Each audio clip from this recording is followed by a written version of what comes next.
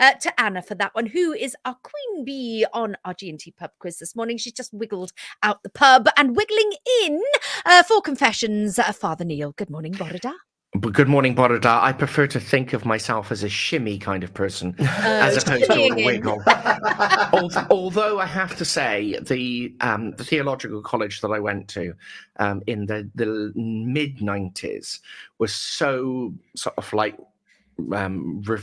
not refined, but so behind the times that when I was training for ministry, I wasn't taught how to chair a meeting. I wasn't taught how to read a spreadsheet or to talk to architects. But I did have 12 weeks of compulsory ballroom dancing lessons. Really? Yeah. As part of my training. So I left theological college after 3 years, not being able to use Excel, but being able to waltz, foxtrot, and quickstep. We need to do a Pembrokeshire's Got Talent again. I That's want to see these steps. No. That is such a weird addition I know. to have. So I can get my shimmy on it as and when necessary. Yeah. Oh, you tell us this after the stage at the county show. Yes, that's right. Yeah. It's time for confessions again. And before I play the music, I'm not going to forget. Yes. Last week, we had a live confession on the stage, which we were all hoped for. We just didn't expect it to come from a member of the team. No. Sorry. I wonder how his sleep patterns have been since. And I wonder also if he's bought Darren that drink. So we're now live on Facebook and live on the radio, reminding him about that beverage. You owe Darren a drink, mate. You definitely do. Yeah, definitely. What was it, a coffee or a pint? Or anything one of each, at least. Yeah. One of each, at least. And well, Father Neil, as you do often so do on a Thursday morning, you've come in here with another one. So should we get our this is why you're so good at this bit, Father Neil. Yes. Are you ready? Yep. Right, here we go. Where is it? Wait. Oh, right, gosh, you ready? I was locked and loaded then. yeah, there you go. We're in now. Confessions. Our confession this morning comes from Mother of the Bride. Ooh. That is her nom de plume. So, but I should say this has nothing to do with Tom's wedding. Okay. So we'll set that up. Mother of the Bride, long-term Pembrokeshire resident, a lady in her early 70s, I did say I would make that clear. Okay. Who doesn't live in Haverfordwest, but that's all you're going to get. Okay. Who has been frequenting the same hairdressers for the last 12 years. Okay. Yes. In the run-up to the wedding, was talking to her daughter, the bride, and actually confessed to her daughter that for the entire time that she has been visiting the hairdressers, she hasn't liked the way that they've cut her hair, but never said anything in 12 years. But still went back? Still went back. A monthly appointment, but still didn't have the courage at the end of each session said, "Oh, yes, that's lovely. Thank you." Or, yeah, and then paid her money. And women's hairdressing is not cheap. No. So in the run-up to the wedding, thought, I can't not be comfortable with this. So went elsewhere, had her hair cut in a rival hairdresser's, and absolutely loved it. That's good news. Good news. Yeah.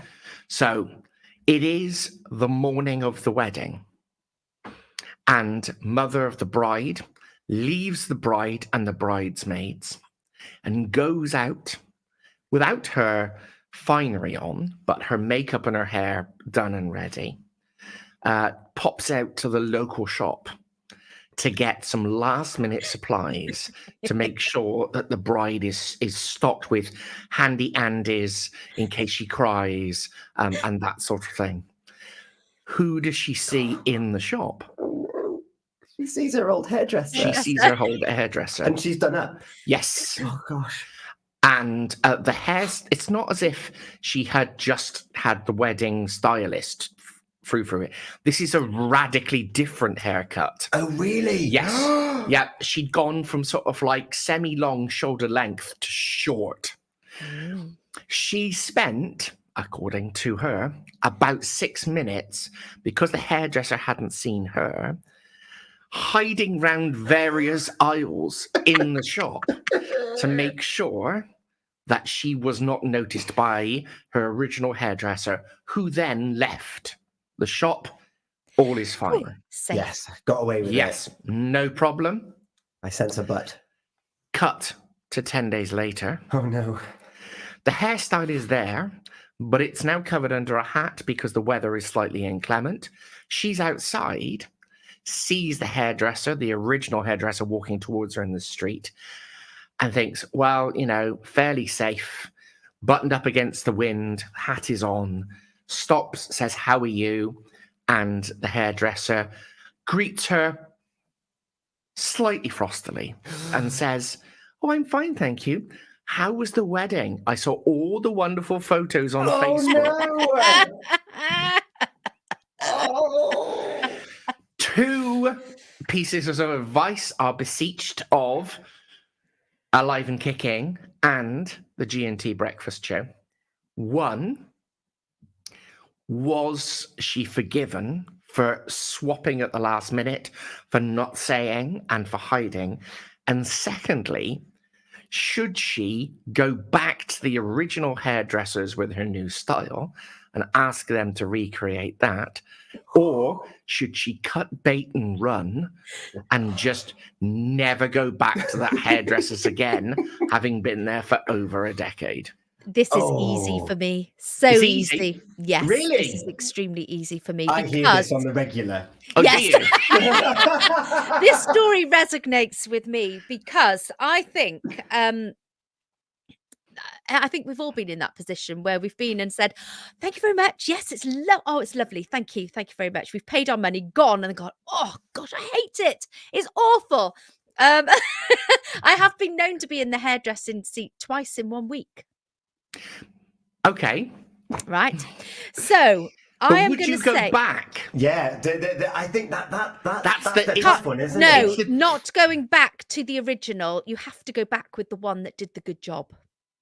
Oh, How can you go back to the original that you weren't happy with? because the point is that the original now knows the style you like. Yes. So you could go back. Yeah, but to they're the not. original. No. Once you're happy, you stay with that. You do not go back. They have made you miserable for the past 12 years or however long it is. No, you move on. You say, yes, don't you like my hair? Yeah. And in fact, there's a great perfect get-out clause here. So, oh well, my daughter insisted that I have that stylist, so I thought I'd go for something different. Yeah. And I really like it, and I know they can do it. So I've never come across Gina more confident and more ready to go out of the trap. Also, I'm liking the fact that Tom is prepared to throw the bride under the bus. Oh yeah, well, Yeah, because he's full of- Completely. you get bridal privileges. You're fine. Yeah. And something that you're very aware of in your recent history. Oh, whatever the bride says, go. It's all Helen. Yeah, totally forgiven. Totally forgiven on both counts. On both counts, yeah. And don't go back. Please don't go back. Go back to the one that you're happy with. Because you do run the risk of an accidental sabotage if you go back. Oh, I don't think they would. No, I don't think that. I think don't they take an oath of office, hairdressers? Don't they all stand in a room with their hands on their hearts to say, "I pledge to always have my client's best interests at heart"? So that's a very good point. To always look fantastic. Helen's in. Okay. Who I've just thrown under the bus. Yeah. Although, just to reiterate, this isn't about my wedding last month. No. This is unrelated. Helen, I forgive. You're not tied to any pay-by-pay service. Get what you want. Life's too short to not have the hair you want.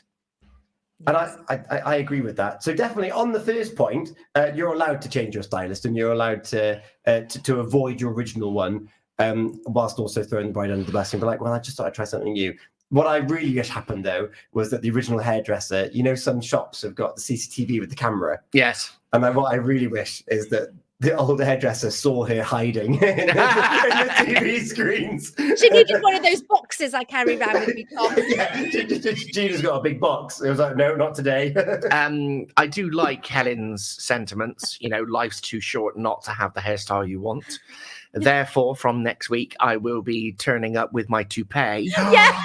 Oh, I'd love to see you with the toupee. So, because, the sun tends to glint off my head. Helen, they won't sabotage, but you will be the subject of hairdresser gossip for the next few months, lol. That's also part of the oath, though. It is, yeah. I don't think you can.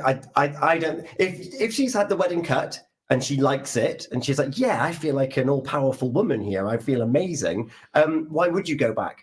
You need to stick with what you fancy. And in 12 years' time, that might become not order of the day. In which case, you change again. That's it. That's the thing. You can change, and not everything, just because you go back year after year, they're going to do the same thing month after month. You might think, I've loved that, but I'm going to try this. And then think, oh no, I don't actually like that. I'm going to go back. And that's your choice. You've got those choices. You heard it here first, guys. The G&T Breakfast Show. No loyalty to local businesses. No, they're always local. We're spreading the wealth. We're spreading it. it. And that's the thing about hairdressers as well. If you think that a hairdresser can cut maybe 6 or 7 people a day, a ladies' hairdresser, this is why there are so many of them out there, because you can only cut 35, 40 ladies a week in one chair, even if you've got 2 chairs, 3 chairs. It is a very limited clientele, which is why they're and they train and they're talented, so that's why they're worth the money. But that's also why there tends to be another ladies' hairdresser around the corner, whereas most men will go into somewhere named Happy Harry's Hack and Slash with pictures of crops burning in the window and just walk in and go, all right, mate, number 2 all over. In and out in 8 minutes. Yeah, that's a very good point. Father Neil, what was first of all, Anna, you should feel beautiful inside and out. Yes. And a good hairdo does help that. What's your take on questions 1 and 2 that's been posed to the council this morning? I suffered from premature forgiveness on this one. So at the time, I actually said, "Oh no, I don't think that." I don't think that there's anything wrong with that at all. I'm sure that your hairdresser will understand that sometimes we need a fresh look, and and that involves going to a different place and that sort of thing. So she did, listening to this either live or on catch up, come in pre-forgiven from me this morning. Fantastic. And she's got, I think, a clean house. Helen forgave Gina. Forgiven.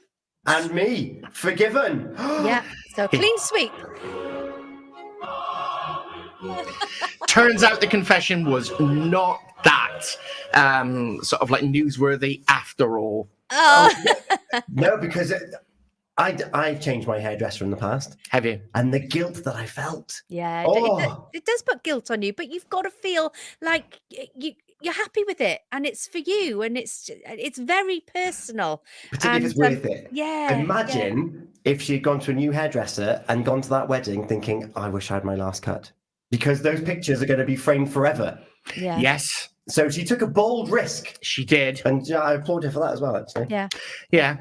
I mean, it's not just hairdressers. We change churches, we change pubs, we change darts teams, whatever it is. The world is not a static place. Yeah. So we're always swimming in the current. So don't beat yourself up. Yeah. About I've always fancied an afternoon show. Interesting. Now, let's let's just unpack that a little bit. Is that because of the time you've got to get up, or the co-host that you have? Yeah, I'm just fancying a bit of a change. Yeah. Yeah. We've run out of conversation. Yeah, now that he's old and married, he's sort of like the shine has gone. You want a newer model. Yeah, that's what it is. Oh, I thought I'd just throw that in there. Susanna, nice one, G. Ditch the Yeah. And then I'm going to put you on the spot actually, and ask for your thoughts very quickly. It's GCSE results day today, Father Neil. It is. We gave our talk about I did well, but I was disappointed. Gina, we've pursued the things that we've enjoyed in life, and yes, GCSEs were for some people a major foundation. For others, it's a little springboard. But for anyone that's watching or listening this now, parents and young people who are picking up their results, can you share a little bit of wisdom for us? First of all, whatever your result is, you have value, you have worth for who you are. Not everybody's talented in academic subjects. So remember that and be kind to yourself and kind to those in your family today, particularly if you have received your results today and a friend or somebody that you know hasn't achieved those results. Secondly, well, the Christian faith is sometimes called the gospel of second chances.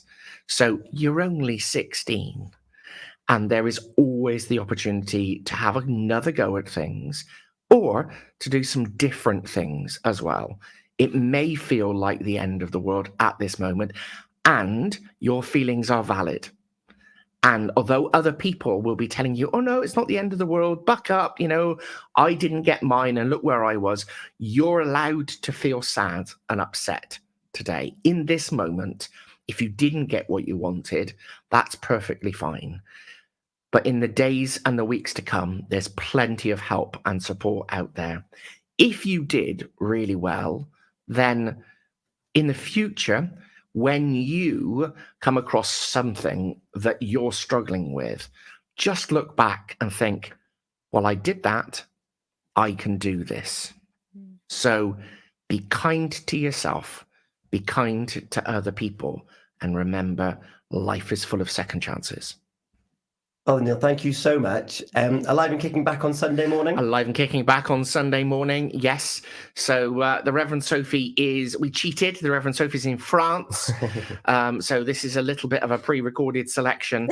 And a amuse-bouche for when she comes back. So some canaps, some horses duvers for when she returns to this country. Fantastic. Confessions again next week. Greta Tuesday on Tuesday. Father Neil, thank you so much for your company as ever. Always a pleasure. It's 26 minutes past 8 o'clock. We've got a traffic and travel update with Link Taxis and some what's-ons with the Great Wedlock Farm and Deer Park on the way for you on Gina and Tom. Yes, it's still the Gina and Tom. Yeah. It's here to stay. On Pure West Radio.